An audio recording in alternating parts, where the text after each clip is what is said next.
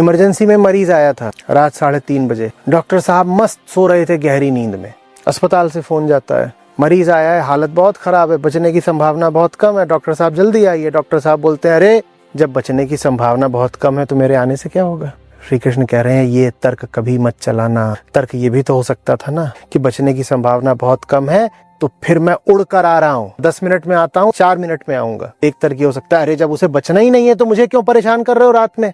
तो एक तो तर्क ये हो सकता है कि मरीजों का तो काम है मरना। तो दूसरा तर्क क्या हो सकता है, चूंकि उसकी हालत खराब है तो इसीलिए मैं और ज्यादा प्रयास करूंगा उस पर। मैं कह रहा हूं मैं उड़ कर आ रहा हूं, मैं ये भी नहीं प्रतीक्षा करूंगा कि औपचारिक कपड़े वगैरह पहनूं, मैं जिस हाल में हूं मैं भाग कर आ रहा हूं, जान बचानी है। एक तर्क ये भी तो हो सकता है ना। श्री कृष्ण कह रहे हैं पहला तर्क कभी मत देना, वो कामना तर्क है।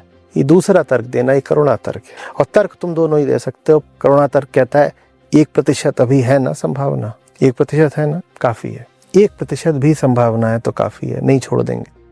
सत्य का सूरमा वो होता है जो कहता है उसको भी तार दूंगा जो तर नहीं सकता।